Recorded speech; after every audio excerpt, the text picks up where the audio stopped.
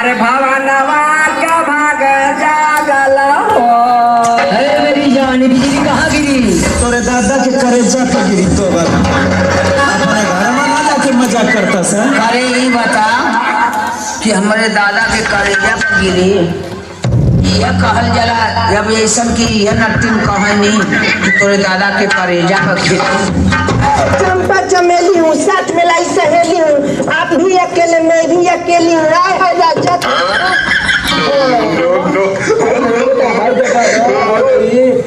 कितनों ले ला बच्चा ला। आए है राजा जी, चल भी करे माने ढुक जाएंगे अब। ना बच्चा ला 2 रुपया हो 2 रुपया पहिया कलम दे देम हम 2 रुपया। ए सखी बड़ा मुझे दो। हाँ तू ऐसे 2 रुपया काट। हाँ देखो ना अलबत ना कि बेटा बाहर मुझे। हाँ ना सही कहता है 2 रुपया ना दिया। बतिया मत काम, 2 रुपया में नहीं होगा साटा हम लोग। 2 रुपया ले लेबू 100 रुपया लेबू। आए है राजा जी 2 रुपया तारे खातिर तो पूछू में हाजिर बा। हाय देख ले सखी, हाय नतिया देख के कहता करिया वाला लंगा अपन मुंह में के देखो सबके के छठियार में थरिया बाजेला, ए नतिया के छठियार में हरिया बाजेला। हां गोदी में ना नचबू। राजा जी गोदी में चढ़ के नाचूंगी, आपके कमर पे चढ़ के नाच दूंगी।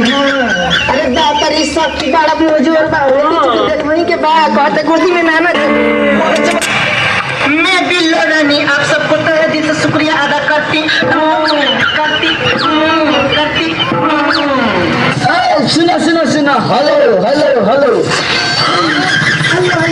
बेटा बिना माई ये मारल बहुत माना पड़ गई। ये हमें का परिहार लिखवा लूंगी। लिखवा लूंगी छत पे बोल बड़ी एगो। 1 मिनट चालू करे से पहले ही ढोलक के टिकवा दी हो जा आ 1001 रुपया सगुन दिया जा सगुन। अरे जोगा जोगा जिया सो लाला ना भवनवा के भाग जागल हो। अरे लाला ना लाला होई है कुलावा के दीपा कल बकान बलिया हो। अरे चंदवा है बिजली, अरे नाच रे नाच। ए मास्टर उड़े वाला बजाओ हो।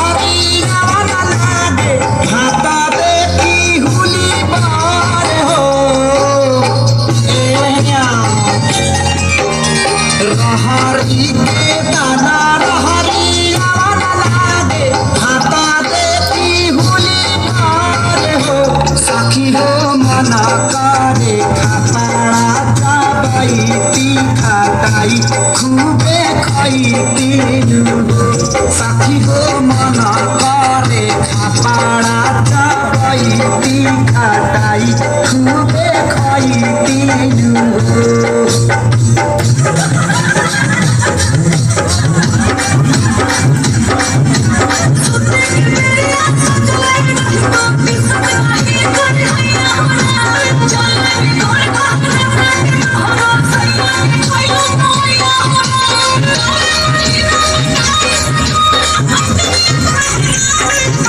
Thank you.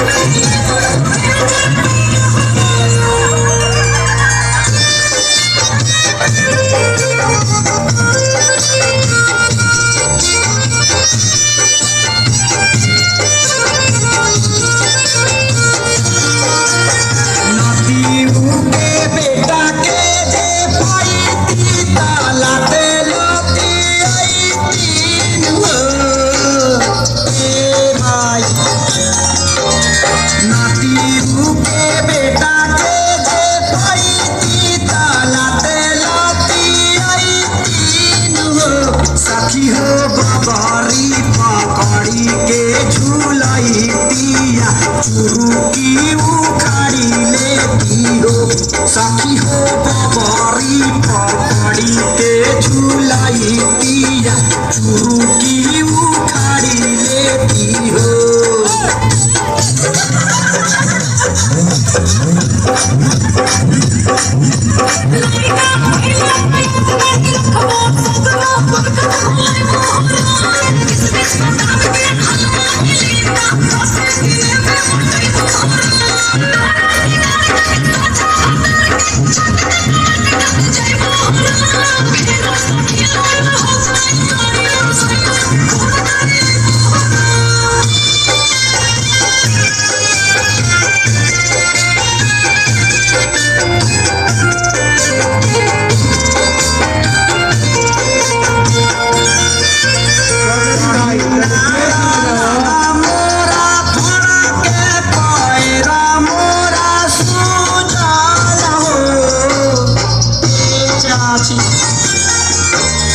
गहीना